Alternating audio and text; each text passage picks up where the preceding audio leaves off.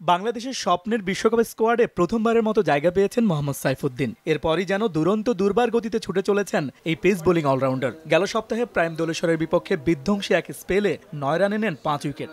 এরই ধারাবাহিকতায় প্রাইম ব্যাংকের বিপক্ষেও দুর্দান্ত বোলিং করে লিস্টে ক্রিকেটে দ্বিতীয়বারের মতো নিলেন ৫ উইকেট। তাই তো বিশ্বকাপকে সামনে রেখে এ ধারাবাহিক পারফরমেন্স নিজের জন্য বেশ চ্যালেঞ্জিং বলে মনে করেন সাইফুদ্দিন।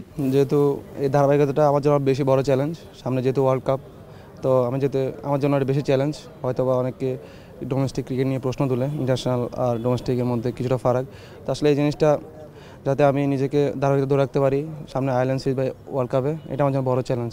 আপাতত বড় কোনো লক্ষ্য নয়, বিশ্বকাপের আগে নিজেকে প্রস্তুত করার মঞ্চ হিসেবে দেখছেন আয়ারল্যান্ডের ত্রিদেশীয় সিরিজকে। আয়ারল্যান্ড সিরিজ আছে, ওখানে নিজেকে প্রমাণ করার অনেক কিছু বাকি আছে। ম্যাচ বাই ম্যাচ যদি সুযোগ পাই ভালো করার চেষ্টা করবো, সেটা বোলিং হোক আর ব্যাটিং হোক।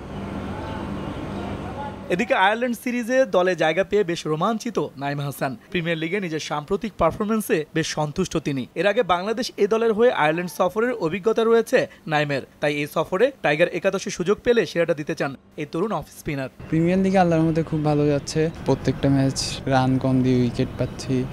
আর ব্যাটিংয়ে গেলে টিমের যে সিচুয়েশনে থাকে ওই সিচুয়েশন অনুযায়ী ব্যাটিং পরে স্পিন করলে আসলে উইকেটে পরে কিছু একটা হয়, এটাই বিশ্বাস করি আমি।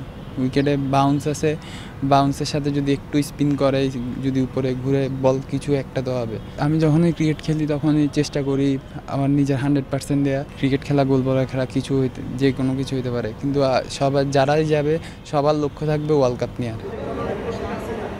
যে কোনো তরুণ ক্রিকেটারের বিশ্বকাপে খেলাটার স্বপ্ন, তেমনি এই মেগা ইভেন্টে খেলার স্বপ্নও কি দিচ্ছে নাইম হাসানের চোখে মুখে। তারপরও বিশ্বমঞ্চে টাইগাররা এবারও চমক দেখাবে, এমনটাই প্রত্যাশা তার। সবারই তো স্বপ্ন আসলে বিশ্বকাপ খেলা। এখন যদি আমার সুযোগ হয়, যদি আমি আয়ারল্যান্ডে ভালো খেলি, আল্লাহর মতে চেষ্টা করবো বিশ্বকাপে গেলে বাংলাদেশের জন্য কিছু করার জন্য। নিজে 100% দেয়, তাহলে বাংলাদেশে ভালো রেজাল্ট করবে।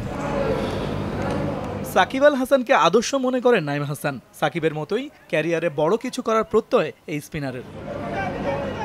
দীপু, সময় সংবাদ, ঢাকা।